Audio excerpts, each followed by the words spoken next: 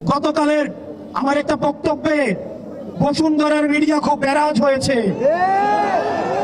আমি ভয় পাই না, আমি বলবো, আমি আবার বলবো, আমি বলতেই থাকবো। আমার বলা আপনি থামাইতে পারবেন না। আমাকে শত্রু জ্ঞান করে লাভ নাই। আপনারা বাংলাদেশ পন্থী হন।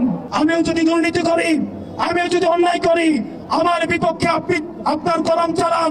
আপনার দ্বিমত প্রকাশের স্বাধীনতার জন্য আমি আপনার পক্ষে থাকবো।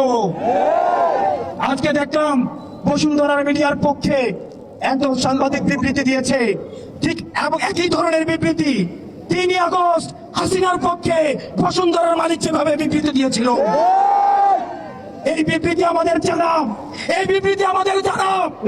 গুমের পক্ষে, হত্যার পক্ষে, লুণ্ঠনের পক্ষে, পুত্তলির পক্ষে আপনারা গত 15 বছর আপনারা এইভাবে বিবৃতি দিয়েছেন। এনসিপির প্রোগ্রামে আসলে নাকি কারা ভয় দেখায়? এনসিপির প্রোগ্রামে যদি আসেন, এনসিপিতে যদি যোগ দেন, তাহলে নাকি আপনাদেরকে বলা হয় কি লাভ, কয়দিন পর তো আমরাই সরকারে আসবো।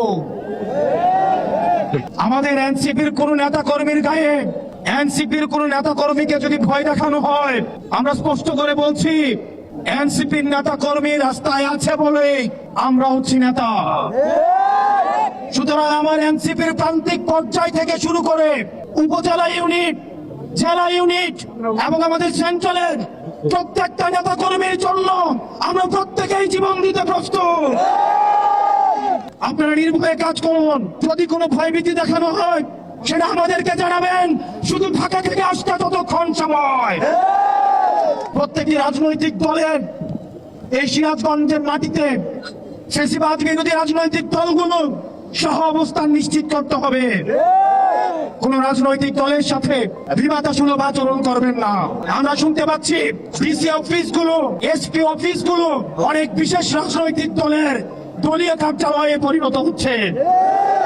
ডিসিএসপিদের কল্যাণের জন্যই বলবো, আপনারা বাংলাদেশ পন্থী ডিসিএসপি হন, আপনারা জনগণ পন্থী ডিসিএসপি হন। কারণ দিন শেষে ক্ষমতার উৎস হচ্ছে জনতা।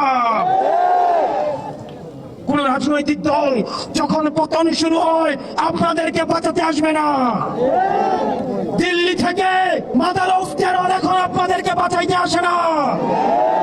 আমরা ডিবি হারুনের শাসন দেখেছি, আমরা বিপ্লবের শাসন দেখেছি, আমরা হাবিবের শাসন দেখেছি, আমরা বেনজিরের শাসন দেখেছি।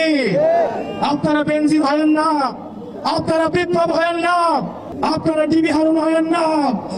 কারণ আবাবিল পাখির মতো একটা না একটা নাইট সার্জিস আবার রাস্তায় নেমে আসবে। প্রিয় সিরাজগঞ্জবাসী, সারা বাংলাদেশ 5 তারিখ স্বাধীন হয়েছে, কিন্তু সিরাজগঞ্জ স্বাধীন হয়েছে 4 তারিখ। এই সংস্কার কার্যক্রম অব্যাহত রাখার ক্ষেত্রে আপনাদের দায়ভার রয়েছে। দাড়ি টুপিওয়ালা ভাই, আমার দাদাদেরকে বলছি, আপনারা বিগত রাজনীতিবিদদের দেখেছেন প্রতিশ্রুতির ফুলছড়ি। আমাদের মা বোনদের বলছি, স্কুল পড়ুয়া শিক্ষার্থীদেরকে বলছি, আপনাদের ভবিষ্যৎ সামনে পড়ে রয়েছে। যোগ্যতা দেখে, সততা দেখে, বাংলাদেশের প্রতি সমর্থন দেখে আপনারা পরবর্তীতে আপনারা হচ্ছে নেতৃত্ব নির্বাচন করবেন।